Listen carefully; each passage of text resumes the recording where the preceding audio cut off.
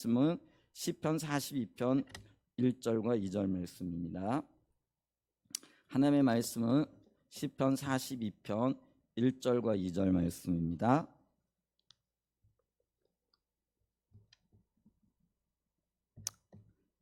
한번 봉독합니다. 하나님이여 사슴이 시냇물을 찾기에 갈급함같이 내 영혼이 주를 찾기에 갈급하니이다. 내 영혼이 하나님 곧 살아계시는 하나님을 갈망하나니 내가 어느 때에 나아가서 하나님의 얼굴을 배울까. 아멘. 이 시간 드려진 예물을 위해 기도하고 말씀 나누겠습니다. 살아계셔서 역사하시는 하나님 아버지 감사합니다. 귀하고 복된 주의 날 주의 자녀들이 주님 앞에 달려나와 예배합니다. 마음을 다하고 뜻을 다하고 힘을 다하여 살아계신 하나님 한 분만을 바라보게 하여 주시옵소서. 이 시간 또 주님 앞에 예배 드릴 때 여러 가지 모양으로 예물을 구별하여 드립니다. 단순하게 물질이 아니고 하나님이 우리의 삶의 주권자의 통치자여 인도자가 되심을 고백하는 신앙 고백을 담아 주님 앞에 드리는 예물 되게 하여 주시옵소서. 주님 앞에 깨어있는 자녀들 되게 하시고 하나님과 동행하며 동역하는 자녀들 되게 하여 주시옵소서. 핏값으로 세우신 몸된 교회와 이 나라 이 땅 이 민족의 모든 교회들 가운데 이 나라 가운데 하나님의 긍휼과 자비를 잠시도 잊지 말아 주옵소서. 주님 감사를 드립니다. 예수님의 이름으로 축복하며 기도합니다. 아멘.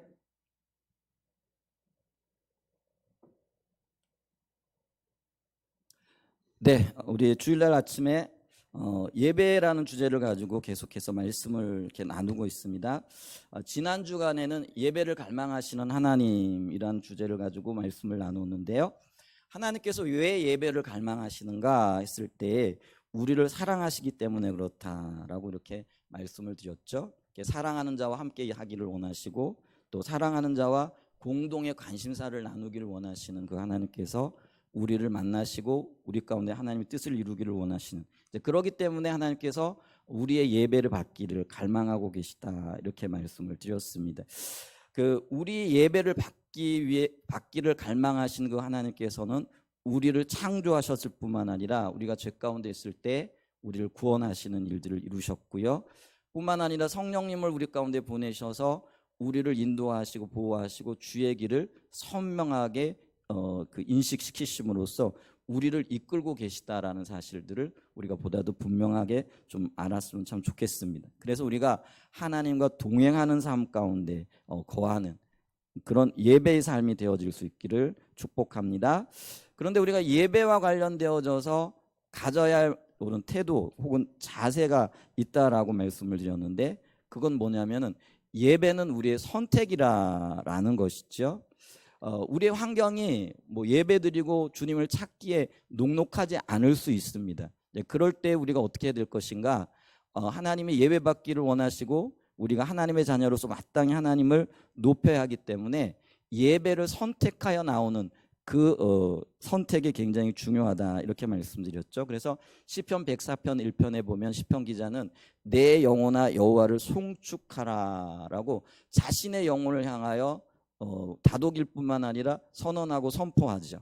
그렇기 때문에 우리가 이 예배는 해도 되고 안 해도 되고 또 혹은 형편이 되면 드리고 형편이 안 되면 안 드리는 그런 게 아닙니다. 그렇기 때문에 예배 드리기를 선택하고 결단을 하고 의지를 가지고 예배 드리는 자리에 서야 된다 이렇게 말씀을 드렸고요. 그 다음에 예배는요 믿음의 반응입니다. 그래 우리에게 주어진 환경이 아니라 말씀에 의지하여서 말씀을 따라서 주님 앞에 고백할 뿐만 아니라 주님 앞에 나가야 된다라는 것이죠. 그래서 신명기 8장 3절 말씀에 보면 사람이 떡으로 사는 것이 아니라 하나님의 입으로부터 나오는 말씀으로 말미암아 살 것이라고 우리에게 말씀해 주고 계시다라는 것이죠. 그래서 우리가 예배할 때에 보여지는 것, 들려지는 것, 또 손에 잡혀지는 것, 이런 환경에 의해서 좌우될 것이 아니라 주님이 뭐라고 말씀하셨는가, 주님이 우리에게 뭘 요구하고 계신가, 주님이 우리를 어떻게 하기를 원하시는가, 이 하나님의 말씀에 기초하여 나가야 된다라는 것이죠. 그래서 그런 태도와 자세가 우리에게 절실하게 필요하다라고 말씀드렸고요. 그 다음에 예배와 신앙과 삶이 결코 분리되어지지 않는다라는 것이죠. 그래서 예배가 삶이 되어져야 되고 우리 신앙이 예배가 되어져야 됩니다. 그래서 이 모든 것들이 마치 삼위일체처럼 함께 이렇게 주님 앞에 드려져야 된다라는 거죠. 그러니까 흔히 우리가 인식할 때 예배는 뭐죠? 구별된 시간 또 특별한 어떤 시간만에 드리기 때문에 우리의 삶은 그런 어떤 하나님의 인도와는 상관없이 내 마음대로 내 뜻대로 살아야 된다, 이게 아니고요. 예배가 삶이고 삶이고 예배이기 때문에 모든 삶의 영역에서 이 구분을 없애야 된다라는 것이죠. 그래서 하루 24시간이 주님 앞에 드려지는 삶이 되어져야 되고 그것이 곧 주님을 인식하고 주님과 동행하는 그런 예배의 삶이 되어져야 된다라는 것입니다. 이런 관점에서 지난 주간에 제가 말씀을 드렸고요. 오늘은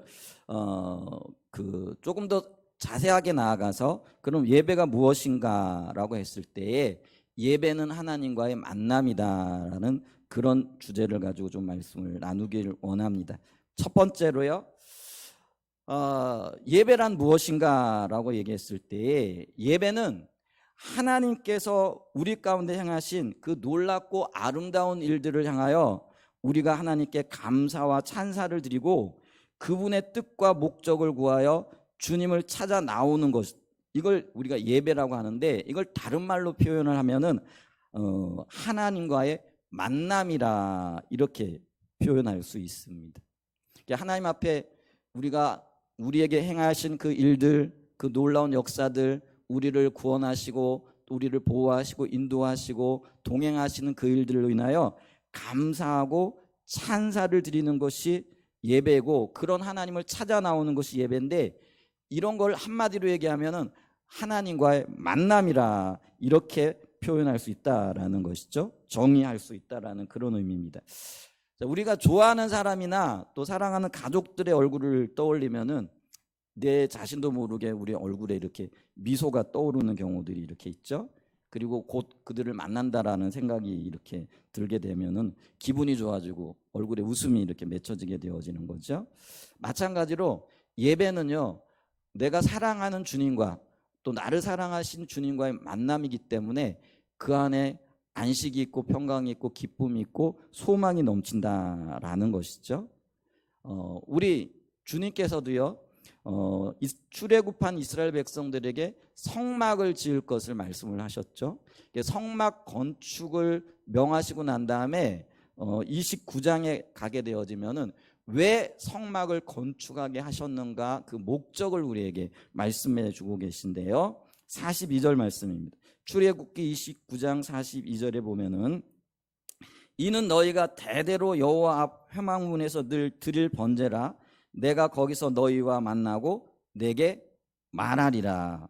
내가 거기서 이스라엘 자손을 만나리니 내 영광으로 말미암아 회막이 거룩하게 될지리라. 반복적으로 말씀하고 계신데 그게 뭐냐면은요, 내가 너희와 만나기를 원한다라는 거죠. 내가 너희를 만나서 나의 영광으로 너희를 거룩하게 하고 내 뜻을 전하겠다라는 그런 의미의 말씀들을 지금 해주고 계신 것을 봅니다.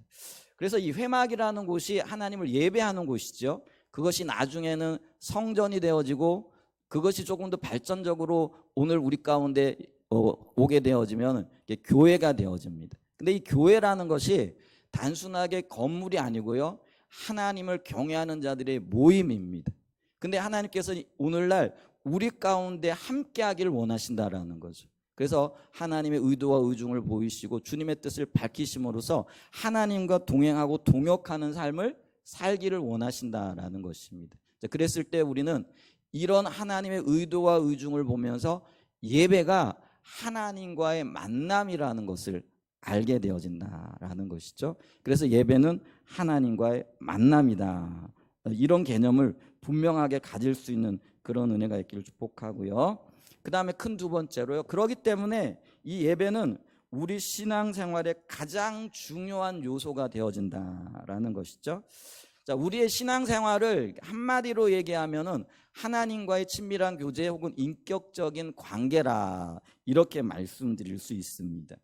그런데 이 친밀한 교제, 친밀한 만남 혹은 인격적인 교제를 위하여 중요한 요소가 바로 예배입니다. 왜냐하면 예배가 하나님과의 만남이기 때문에 우리는 만남을 통해서 하나님과 교제하고 또 하나님과의 인격적인 그런 관계들을 갖고 가기 때문에 그렇다라는 것이죠. 그렇기 때문에 이 예배는요 굉장히 중요한데 그리고 우리 모든 신앙생활의 출발점이자 원동력이 되어질 수 있다라는 것들을 기억해야 됩니다. 그래서 예배를 통해서 우리는 하나님과 더 친밀한 교제를 깊이 있게 나누고 더 깊이 있게 한 걸음 한 발자국 나가야 된다라는 것이죠.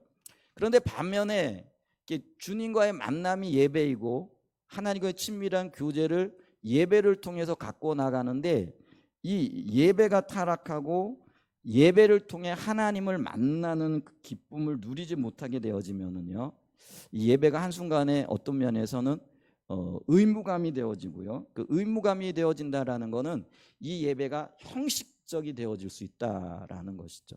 그러니까 이 형식적인 예배가 되어지면은요, 그 예배 안에 주님을 만난 즐거움, 또 주님과의 어떤 교제의 기대감, 또 그 기대감 속에서 우리 안에 역사하시는 하나님이 소망 되심, 이 모든 것들이 사라져 버리게 되어지고 메말라지게 되어진다라는 것이죠.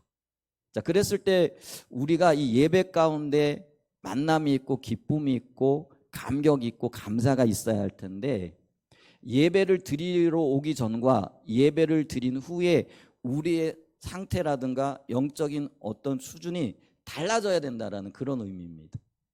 근데 이 만남이 그런 것들을 가능하게 하는데 만약에 그것이 없다라고 한다면은요 우리 예배가 지극히 형식적일 수 있다라는 거죠. 다른 말로 얘기하면은 오늘 주일이구나. 이게 주일이니까 그냥 내가 예수 믿는 사람이기 때문에 가서 예배는 드려야지.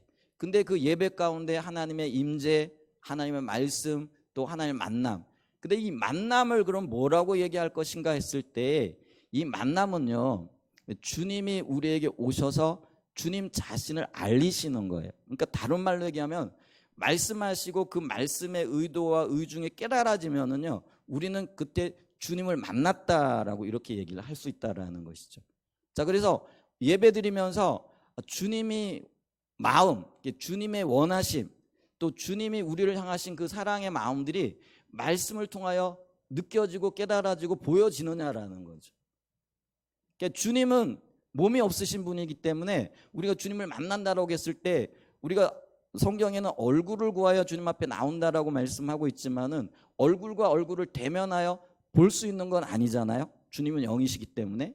그러면 주님을 만난다라는 건 뭐냐면은요 주님의 사랑이 깨달아지고 하나님의 뜻이 알아지고 또 말씀하신 것의 의미가 무엇인 것이 깨달아지는 그 순간이 만남의 순간이라는 거죠. 주님이 우리를 만나 주실 때 그렇게 만나주고 계시다라는 것들을 우리가 알아야 됩니다. 근데 이런 만남이 언제 있어야 되느냐?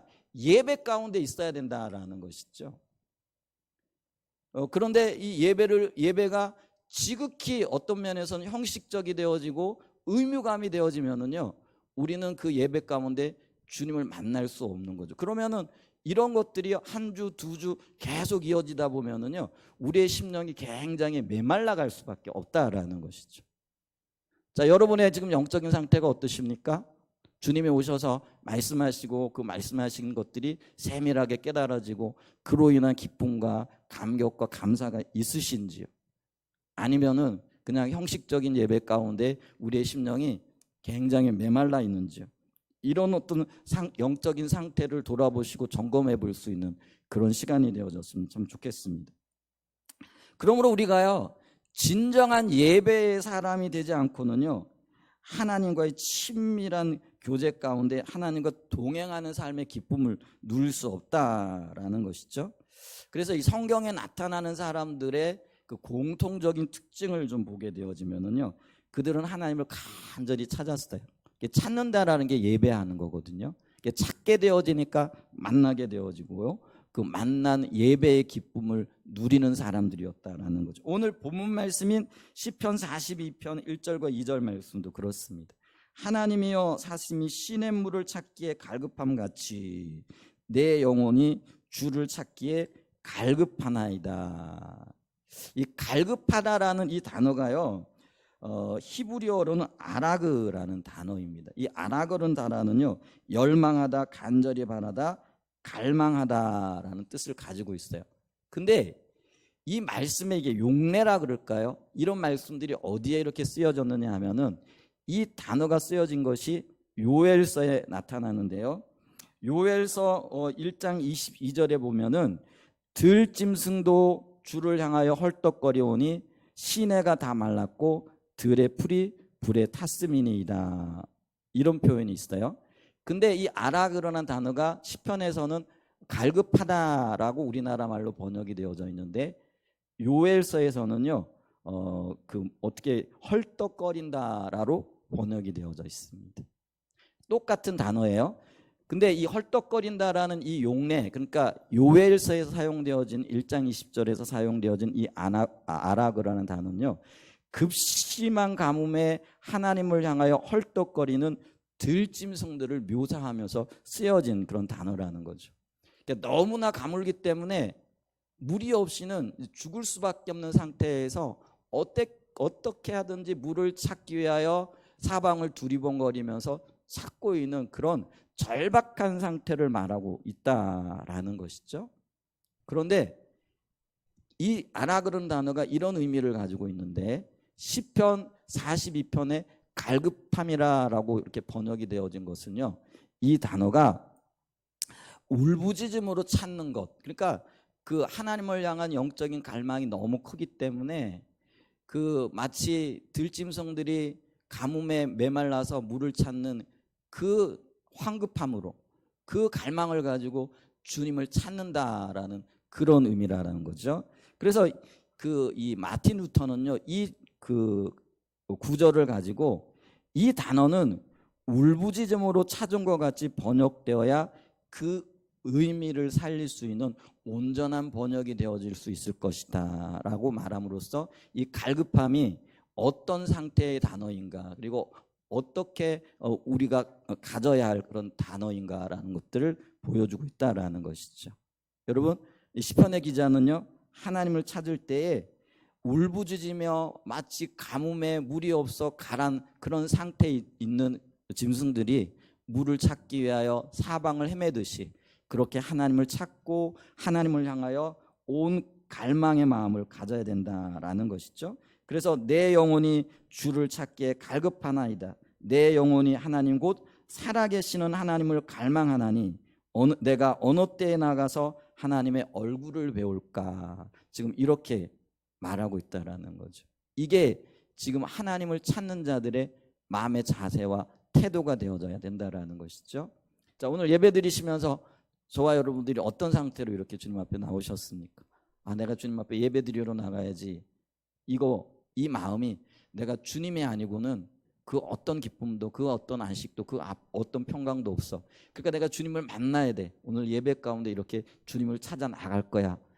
이런 자세, 이런 마음이 절실하다라는 것이죠.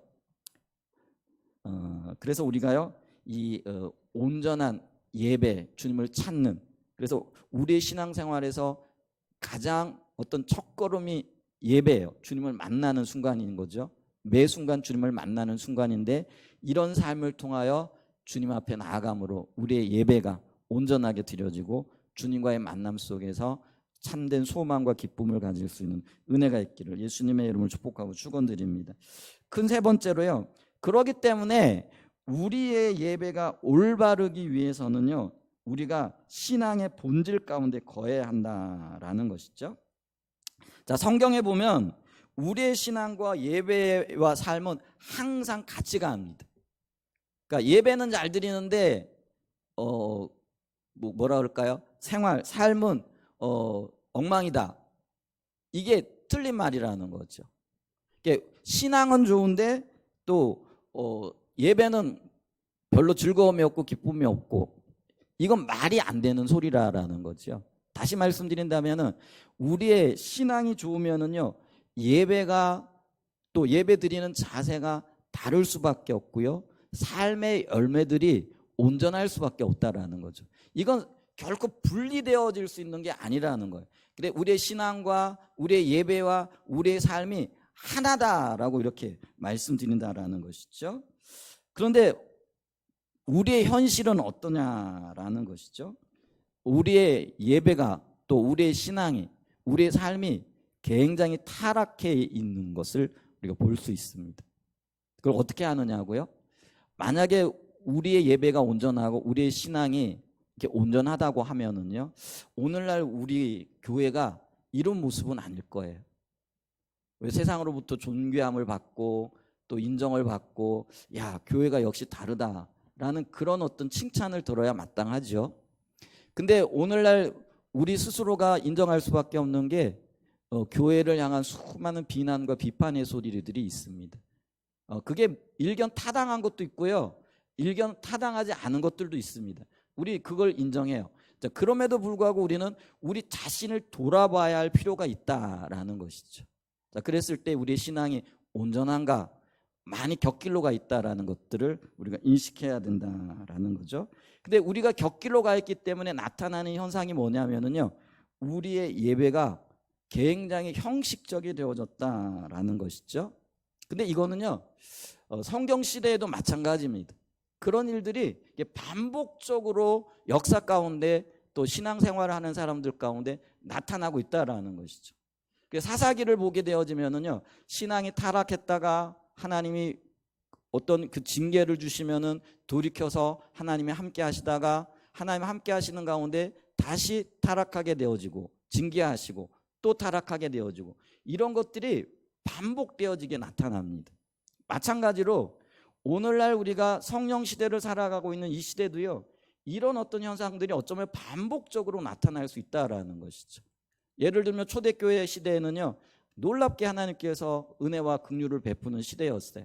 근데 중세 시대에 오게 되어지면은요, 교회가 타락하게 되어지면서 심지어는 구원을 팔아먹는 면죄부를 팔아먹는 데까지 나가게 되어지죠.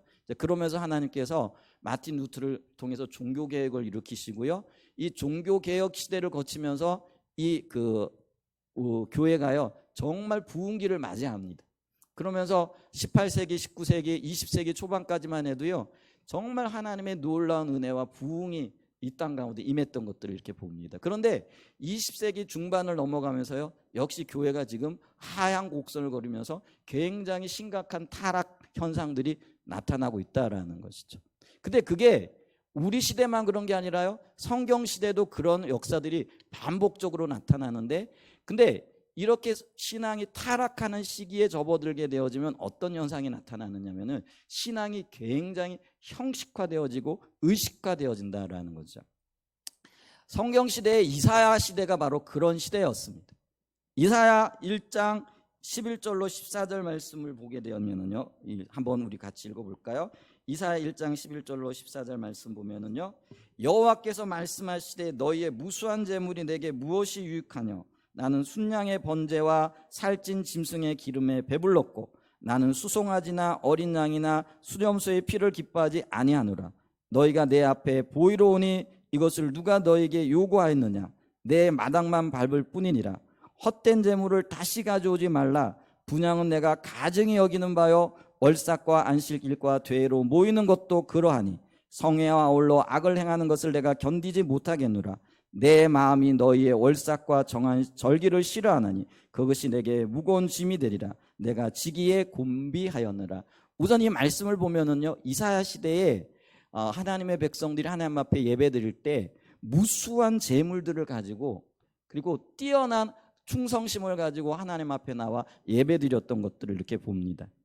그 표현을 보면은요, 하나님 그들이요 11절에 보면 너희의 무수한 재물이 내게 무엇이 유익하냐와 나는 순양의 번제와 살찐 짐승의 기름에 배불렀다, 이렇게 말씀하시는 걸 볼 때 그들이 하나님 앞에 예배드릴 때요, 참 좋은 재물, 귀한 것들을 가지고 예배드렸던 것들 볼 수 있다라는 것이죠. 근데 문제는 하나님께서는 그들이 드리는 무수한 재물과 귀한 예물들을 기뻐하지 않으셨다라는 것이죠.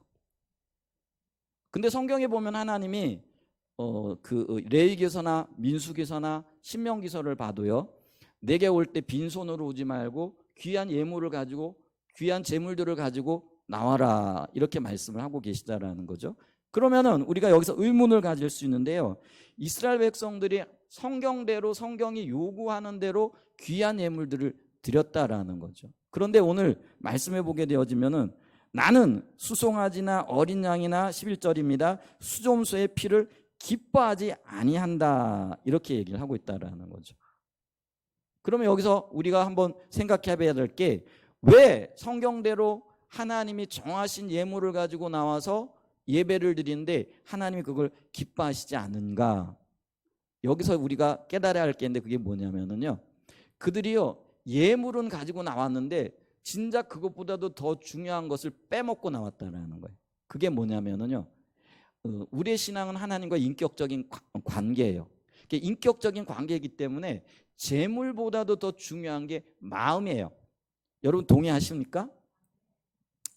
여러분 효자가 어떤 사람이 효자예요? 뭐 부모님이 필요한 거 다 사주고 또 뭐라 그럴까요? 뭐 그 필요한 모든 것들을 공급하고 용돈도 두둑하게 드리고 효자 맞지요? 그런데 부모님 속을 그렇게 썩여 표현이 좀 그런데요.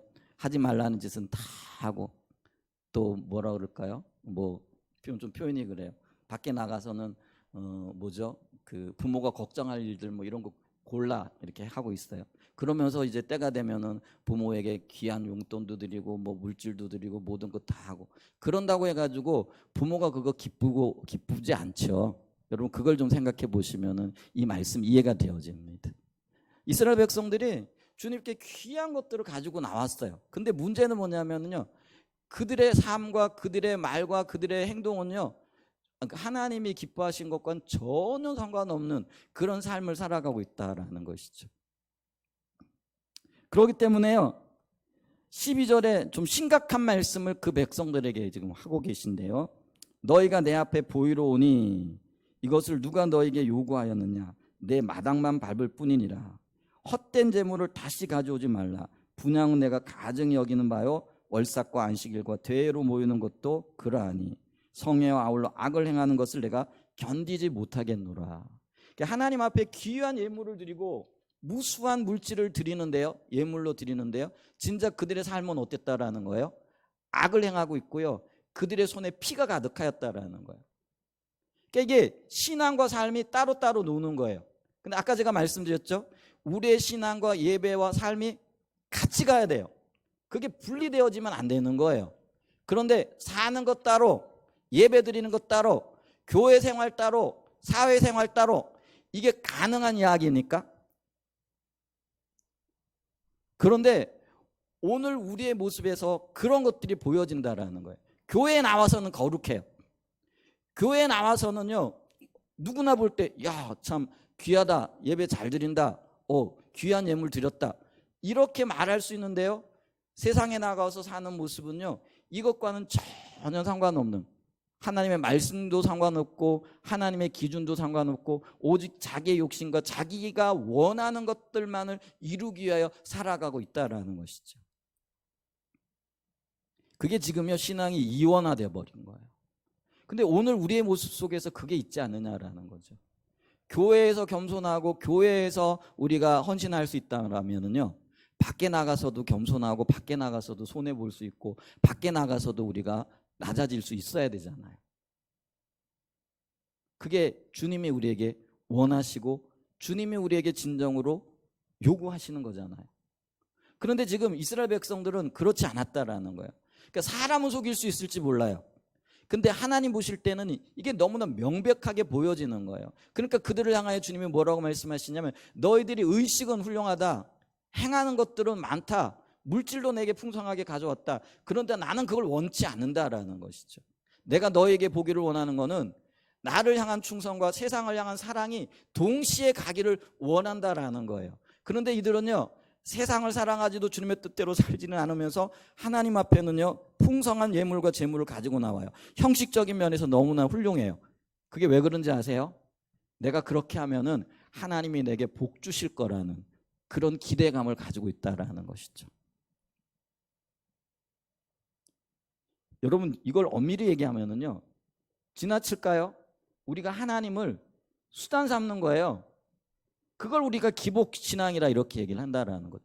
하나님이 우리의 목적이 되어져야 되는데 내가 복을 받기 위한 혹은 내가 원하는 것들을 얻기 위하여 수많은 예물과 재물을 가지고 하나님 앞에 달려 나와봐야 그것이 기복이 되어지고 그것이 주님이 원하는 신앙이 아니라는 것들을 봐야 된다는 거예요. 그러니까 하나님이요, 이 이스라엘 백성들이 그렇게 훌륭한 예물, 재물, 그리고 대회, 각종 절기 뭐 이런 것들을 다 성경이 말씀하시는 대로 어김없이 드렸음에도 불구하고요, 내 마당만 밟고 있다라고 이렇게 얘기를 하고 있다라는 거죠. 이게 지금 신앙이 잘못된 거예요. 근데 신앙이 잘못되고 삶이 잘못됐다라는 건 예배도 사실은 잘못되어졌다라는 것이죠. 의식은 가득한데요, 실질적으로는요, 하나님은 없는, 하나님과는 상관없는 타락한 삶이요, 타락한 예배가 되어졌다라는 것이죠. 그런데 심각한 거는요, 이런 상태가요 지속적으로 이어지잖아요. 그러면 어떤 상태가 되어지냐면요, 나중에는요 의식도 없어지고 의식도 사라져요. 우리가 성경을 보면 그걸 명확하게 알 수 있는데요, 이사야 시대를 거치면서 예레미야 시대를 거치고 그리고 점점 그 심판의 때가 이렇게 다가오는데요, 그때가 어떤 일들이 일어나느냐면요, 말라기서 우리가 1장 8절과 9절과 10절을 좀 봅니다. 말라기서입니다.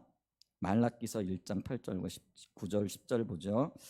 자, 같이 한번 읽어볼까요? 만군의 여호와가 이르노라, 너희가 눈먼 희생 제물을 바치는 것이 어찌 악하지 아니하며 저는 것 병든 것 드리는 것이 어찌 악하지 아니하냐. 이제 그것을 너희 총독에게 드려보라. 그가 너를 기뻐하겠으며 너를 받아주겠느냐. 자, 여기 보세요. 자, 이사야 시대에는 그들이 비록 뭐랄까요, 신앙은 좀 타락해 있었지만은 그래도 외형적으로는 어땠다고요? 무수한 재물과 순양과 또 어린 양과 성경이 규정되어진 대로 아주 풍성한 것들을 가지고 하나님 앞에 나와 예배를 드렸다라는 거예요. 근데 이사야 시대로부터 300~400년이 흐르고 난 다음에 이스라엘 백성들의 그 죄악과 신앙이 타락의 최고조로 달하게 되어지니까 어떤 일들이 일어났느냐면요, 말라기 1장 8절에 하나님께서 말씀하시는 거예요. 만군의 여호와가 이르노라, 너희가 눈먼 희생 제물을 바치는 것이 어찌 악하지 아니하며 저는 것 병든 것을 드리는 것이 어찌 악하지 아니하냐, 이렇게 얘기를 해요. 여러분 보세요. 이 말라기 시대에는요, 이스라엘 백성들이 하나님 앞에 나와 예배 드릴 때 그 드리는 때 제물을 드렸는데 그 제물이 어땠다라는 거예요? 눈먼 희생 제물을 드렸대요. 또 저는 걸 드렸대요. 병든 거를 드렸대요. 여러분 그 뭐랄까요, 그 동물시장, 예를 들면 우시장에 가가지고요, 소를 산다라고 했을 때 소가 한쪽 눈이 없어요. 아니면 한쪽 다리를 다쳤어요. 이게 또 병들어 있어요. 피부병이 막 이렇게 나 있는 것 같고, 소 피부병 든 거 여러분 보신 적 있으십니까? 저는 시골에서 이렇게 피부병 이렇게 든 거 봤거든요. 그러면은 이 가죽이요 허옇게 돼 가지고요 보기 상당히 흉합니다. 근데 이제 그런 소가 아마 시장에 나왔다 그러면은요 값이 절반은 깎일 거예요. 좋은 상태의 어떤 그 동물보다도요 이렇게 병든 동물은요 절반 혹은요 뭐 10분의 1 이렇게 가격이 확 깎일 거예요. 그러니까 있잖아요, 한마디로 얘기하면 싸다라는 거예요. 그러니까 이 말라기 시대에 하나님 앞에 나와 예물을 드리고 제사를 드렸던 그 백성들은요, 이 병든 것, 왜 병든 걸 드렸느냐, 그게 싸거든요. 값어치가 떨어지거든요. 그러니까 내가 부담해야 될 어떤 그런 부담이 그만큼 줄어드는 거죠. 근데 그런 것들을요 주님 앞에 드렸다라는 거예요. 그러면서 그들은요 그것이 잘못되어진 것조차도 알지 못했다라는 것이죠. 여러분, 이게 지금 성경 시대만의 이야기일까요? 아니에요. 우리 시대, 그러니까 제가 신앙생활 처음 시작할 때가 저는 80년대 70년대 후반에 80년대 초반에 신앙생활을 시작했어요. 여러분, 그때요 교회에요 정말로 많은 헌신과 눈물겨운 어떤 신앙의 고백들이 이렇게 있었어요.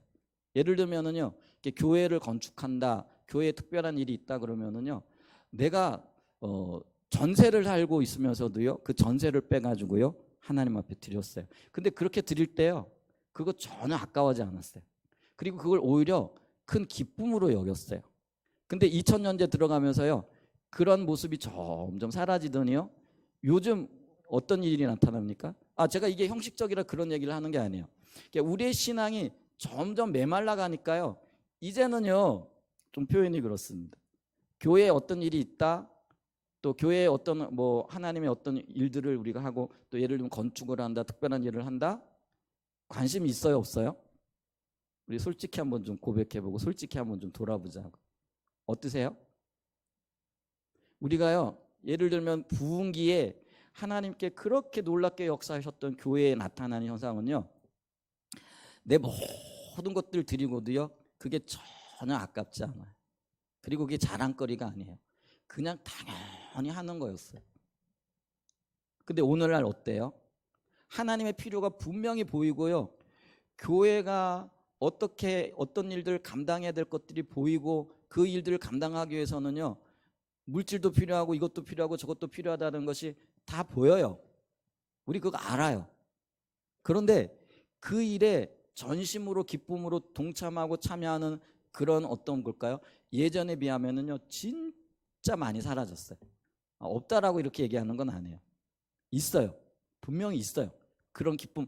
그럼에도 불구하고요, 비교해 본다라고 했을 때요, 그 시대에 비하면은요, 너무나도 현격하게 차이가 나는 것들을 볼 수 있다라는 거예요. 근데 그거 생각하고 이 성경 보시면은요, 이게 그대로 이해가 되어지는 거예요. 근데 그럼 그 사이에 뭐가 있었느냐라는 거예요. 신앙이 점점 메말라 갔다라는 거예요. 하나님의 임재가 점점 거쳐갔다라는 거예요. 하나님과 하나님의 백성들의 사이에 인격적인 관계가 점점 더 메말라가고 끊어져가고, 또 어떤 면에서는 그 인격적인 관계 자체가 지금 사라져가고 있다라는 그런 현상이라는 거죠. 자, 그랬을 때 주님이 탄식하시면서 하시는 말씀이에요.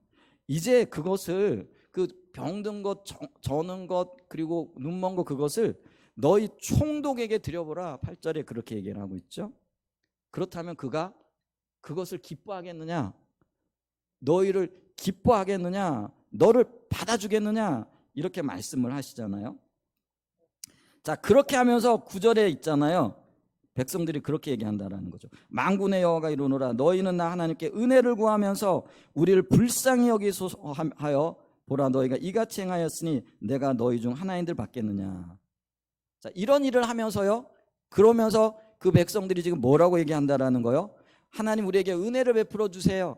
우리를 불쌍히 여겨 주세요. 이렇게 기도하면 이렇게 나온다라는 거예요.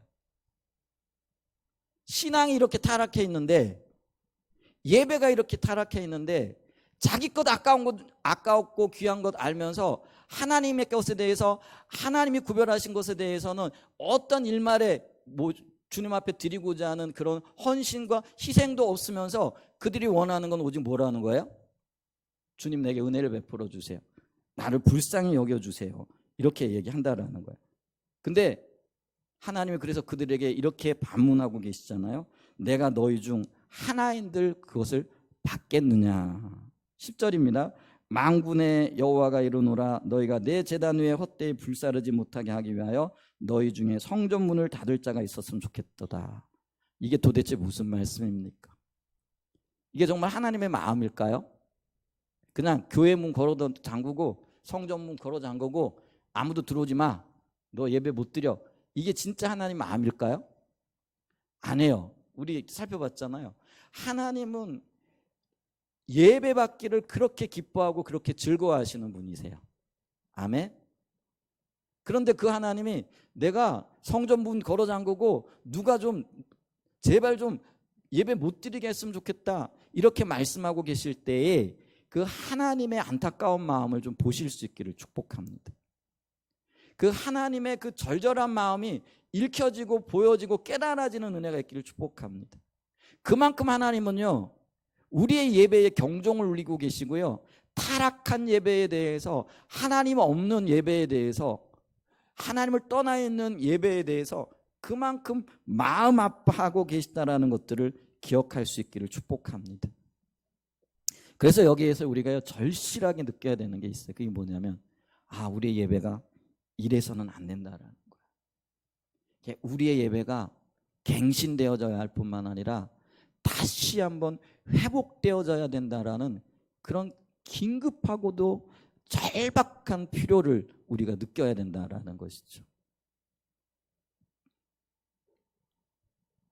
예수님께서도요, 이렇게 드리는 예배를 향하여 뭐라고 그렇게 말씀을 하셨느냐면요, 마태복음 15장 7절과 9절에 보면은요, 마태복음 15장 7절과 9절에 외식하는 자들아 이사야가 너희에 관하여 잘 예언하여. 자, 이사야가 예언한 내용들이 뭐냐면은요, 이 예배에 관한 부분들입니다. 그리고 그 백성들의 신앙의 삶에 대한 부분입니다. 그러면서 8절에 이렇게 얘기를 합니다. 이 백성이 입술로는 나를 공경하되 마음은 내게서 멀도다. 사람의 계명으로 교훈을 삼아 가르치니 나를 헛되이 경배하도다. 이 경배가 예배와 관련되어지는 단어이니까 이게 지금 이스라엘 백성들의 예배를 얘기를 하고 있는데, 예수님께서 친히 지금 이사야 시대의 예배가 지금 잘못됐다라는 것을 확정해주고 계신 거예요. 그러면서 그걸 예를 들어가지고 이 예배를 어떤 예배라고 말씀하고 계시냐면요, 외식하는 자들의 예배라 이렇게 얘기를 하고 있다라는 거예요. 근데 이 외식하는 자들의 예배의 특징이 뭐냐면요, 입술은 번지르르 하다라는 거예요. 근데 삶이 없어요. 헌신이 없어요. 주님 앞에 진정으로 나와 온 마음으로 예배드리고 주님의 행하신 그 일들을 진정으로 기뻐하고 주님을 만나고자 하는 그 갈망을 가진 그 들짐승들이 물이 없어 가래, 그 물을 찾는 그 절박한 마음을 가지고 하나님 앞에 달려 나오는, 하나님 아니고는 안 됩니다라는 그 마음, 하나님을 향하여 이 절박함을 가졌다라는 거예요.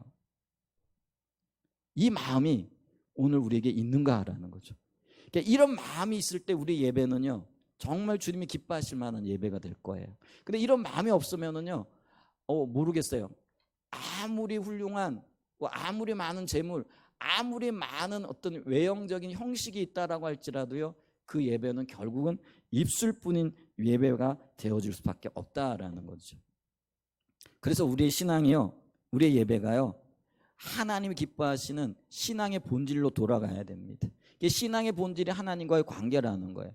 그 성경적인 실예를요, 사무엘서에서 찾아볼 수 있습니다. 자, 사무엘상 7장 3절로 9절 말씀을 좀 보지요. 사무엘상 7장 3절로 9절 말씀을 좀 봅니다. 자, 사무엘이 이스라엘 온 족속에게 말하 이르되 만일 너희가 전심으로 여호와께 돌아오려거든. 자, 여기 보면요, 전심으로 여호와께 돌아오려거든. 자, 이 말을 하는 것으로 봤을 때 그 백성들이 지금 주님을 떠나 있는 상태인 걸 말하는 거예요. 자, 사무엘 전 시대에 어떤 인물이 있어요? 엘리 제사장이 있죠. 근데 그 엘리 제사장이 그 하나님의 의도와 의중을 모르잖아요.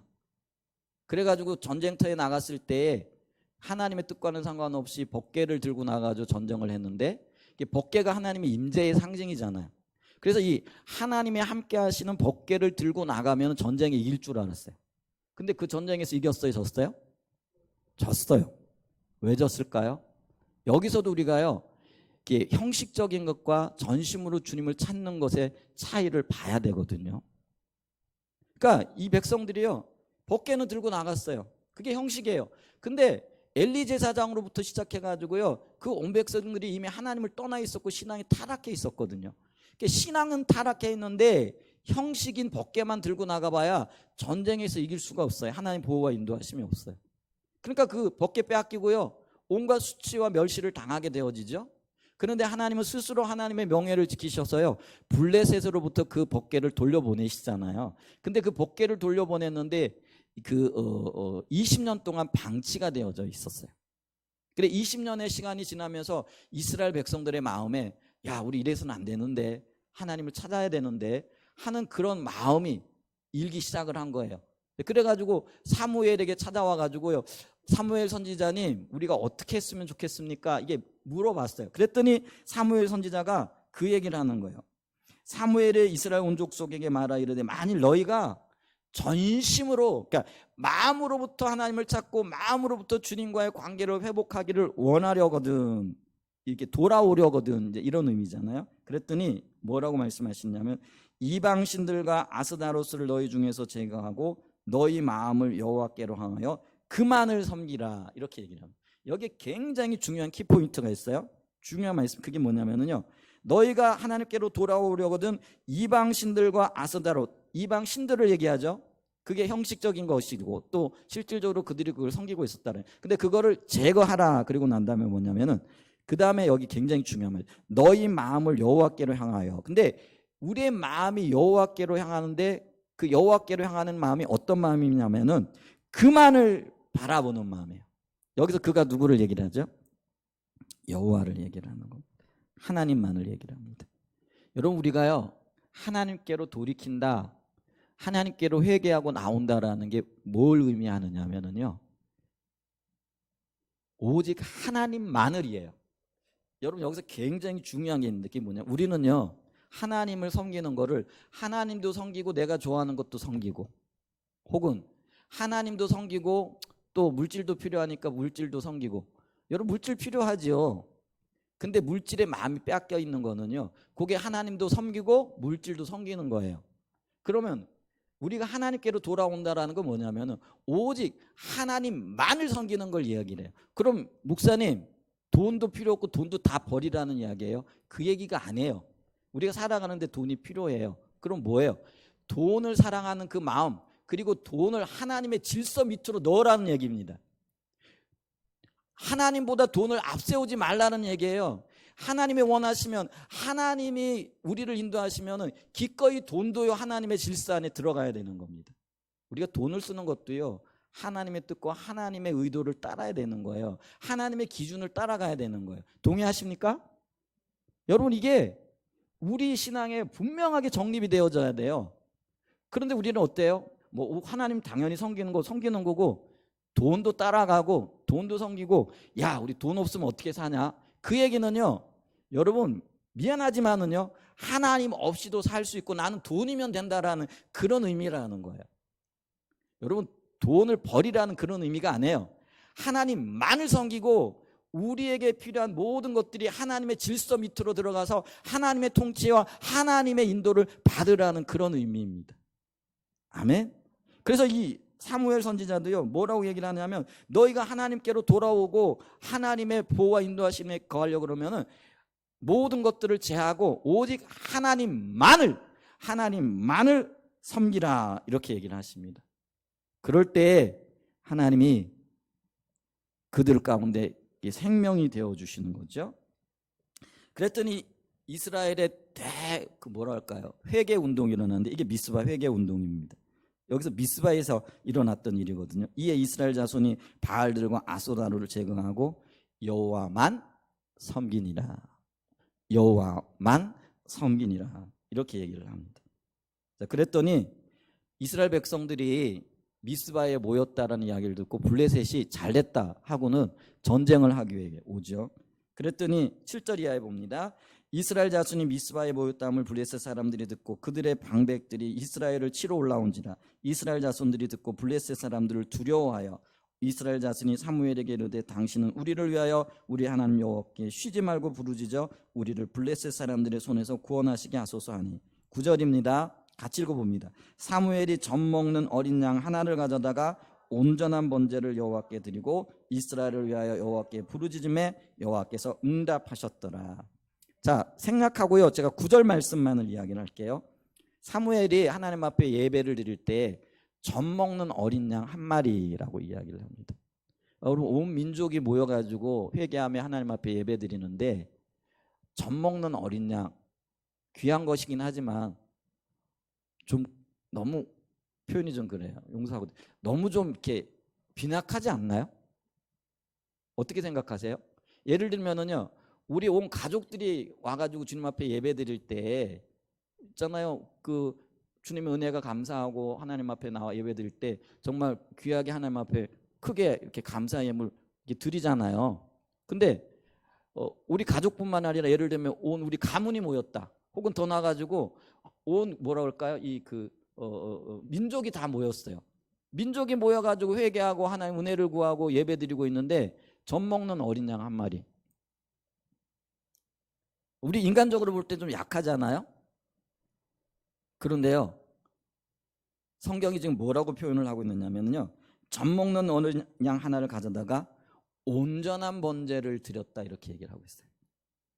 우리가 생각할 때는 아까 예를 들면은 이스라엘 그 이사야 시대에 그 수많은 양들, 수많은 그 뭐 제물들을 가지고 나와가지고 하나님 앞에 예배드렸는데, 근데 하나님 그걸 거절하셨잖아요. 근데 여기 보니까요, 젖 먹는 어린 양 하나, 이게 어린 양이라는 거예요. 그 어린 양 하나를 가져 나와서 하나님 앞에 예물을 드렸는데 그것이 온전한 번제였고요. 근데 하나님이 이 온전한 번제를 기쁘게 받으시고 여호와께서 응답하셨더라 이렇게 얘기를 합니다. 여러분, 이 차이가 뭘까요? 그 답이 어디에 있느냐면요, 이스라엘 백성들이 사무엘의 지도를 받아가지고 돌이켜서 그들의 마음이 오로지 여호와만을 바라보게끔 되어졌다라는 거예요.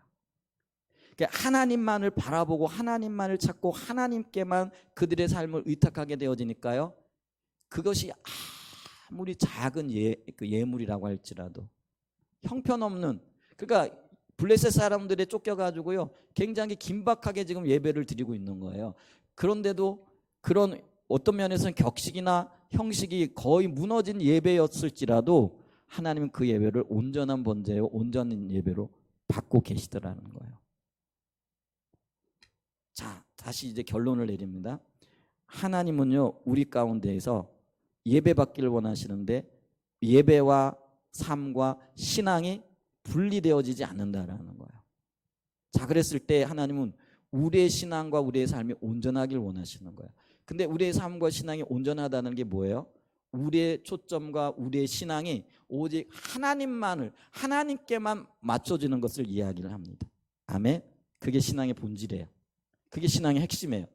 그래, 그렇게 신앙을 돌이켰을 때 하나님은요 작은 어린 양 하나를 가지고 나와 예배를 드렸는데 그거를 성경은 온전한 번제로 얘기하고 여호와께서 그들에게 응답하셨더라 이렇게 말씀하고 계십니다. 아멘. 그러므로 우리는요 돌이켜야 됩니다. 하나님이 기뻐하신 온전한 예배 가운데로 나와야 됩니다. 그러기 위해서는요 우리가 하나님만을 바라보는 온전한 신앙의 본질 가운데 거해야 됩니다. 아멘.